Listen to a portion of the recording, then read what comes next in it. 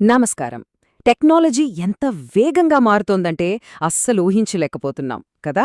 మరి ఇలాంటి టైంలో మన నెక్స్ట్ జనరేషన్ని ఫ్యూచర్కి ఎలా రెడీ చేయాలి, వాళ్లకు మనం ఎలాంటి స్కిల్స్ ఇవ్వాలి?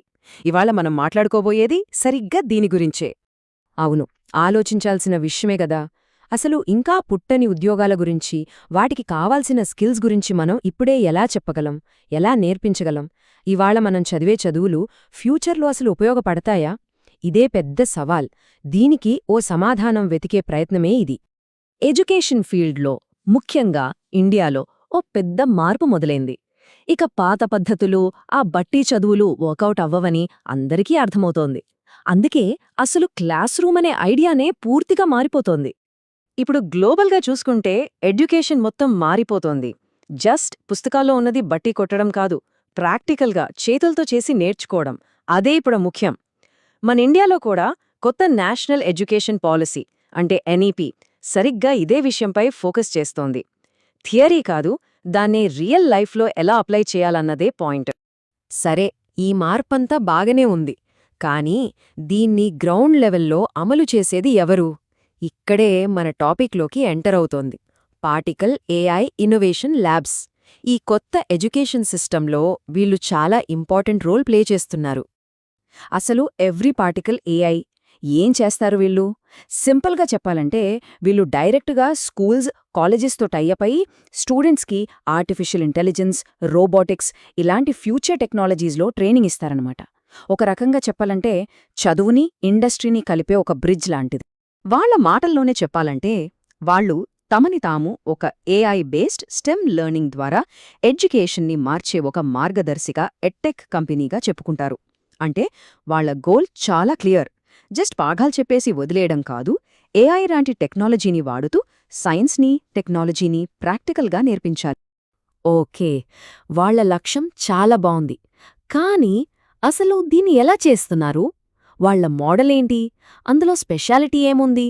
పదండి ఇప్పుడు కొంచెం డీప్గా చూద్దాం. వీళ్ళేదో థీరీ క్లాసులు చెప్పి వదిలేయరు. Artificial intelligence, internet of things, robotics, coding, 3D design ఇలా ఫ్యూచర్ని డిఫైన్ చేసే ప్రతి ఏరియాలోనూ స్టూడెంట్స్కి ట్రైనింగ్ ఇస్తారు. వీళ్ల కరిక్యులంలో ఇవన్నీ కోర్ సబ్జెక్ట్స్ అన్నమాట. అసలు మ్యాజిక్ అంతా ఇక్కడే ఉంది. స్టూడెంట్స్ కేవలం క్లాస్లో కూర్చుని వినరు, వాళ్లే స్వయంగా రంగంలోకి దిగుతారు. మైక్రో కంట్రోలర్స్తో ప్రాజెక్టులు చేయటం, ఐఓటీ సొల్యూషన్స్ బిల్డ్ చేయటం, రోబోట్స్ తయారు చేయటం, 3D ప్రింటెడ్ వస్తువులు క్రియేట్ చేయటం ఇలా అన్నీ వాళ్ల చేతుల మీదుగానే జరుగుతాయి. ఈ హ్యాండ్స్ ఆన్ ఎక్స్పీరియన్సే అసలు గేమ్ చేంజర్. సో వాళ్ల ఆపరేషనల్ మోడల్ ఎలా పనిచేస్తుందంటే ఫస్ట్ స్కూల్స్ అండ్ కాలేజెస్తో పార్ట్నర్ అవుతారు. తర్వాత ఆ క్యాంపస్లోనే ఒక ఇన్నోవేషన్ ల్యాబ్ సెటప్ చేస్తారు. అక్కడ రెగ్యులర్గా వర్క్షాప్లు, ప్రోగ్రామ్స్ రన్ చేస్తూ స్టూడెంట్స్కి రియల్ వరల్డ్ ప్రాజెక్టుల మీద మెంటర్షిప్ ఇస్తారు. ఇదొక complete step by step process. అయితే ఇక్కడ మనం గుర్తుపెట్టుకోవాల్సిన విషయం ఏంటంటే పార్టికల్ ఏఐ ఒక్కటే ఈ పని చెయ్యట్లేదు, ఇదంతా ఒక పెద్ద ఎకోసిస్టంలో భాగం. ఈ మార్పు వెనకాల చాలామంది, చాలా సంస్థల కృషి ఉంది. ఈ మొత్తం సిస్టమ్ని మనం ఒకసారి చూస్తే ఒకవైపు గవర్నమెంట్ ఎన్ఈపీ లాంటి పాలసీలతో డైరెక్షన్ ఇస్తోంది, అటల్ టింకరింగ్ ల్యాబ్స్ లాంటి వాటితో ఇన్ఫ్రాస్ట్రక్చర్ క్రియేట్ చేస్తోంది. మరోవైపు స్కూల్స్, కాలేజెస్ దీన్ని గ్రౌండ్ లెవెల్లో ఇంప్లిమెంట్ చేస్తాయి. ఇక పార్టికల్ ఏఐ లాంటి స్టార్టప్స్ రంగంలోకి వచ్చి వాళ్లకు కావలసిన కరిక్యులం, ఎక్స్పర్టీజ్, ల్యాబ్స్ ఇవన్నీ అందిస్తాయి. సో ఇదొక కంప్లీట్ కొలాబరేటివ్ ఎఫర్ట్. ఈ పార్ట్నర్షిప్ వల్లే ఒక పవర్ఫుల్ సినర్జీ క్రియేట్ అవుతుంది.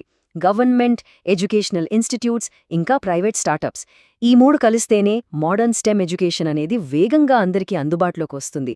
ఈ కలయికే అసలైన బలం. సరే, ఇదంతా బాగుంది. కానీ దీనివల్ల ఫ్యూచర్లో ఏం జరుగుతోంది?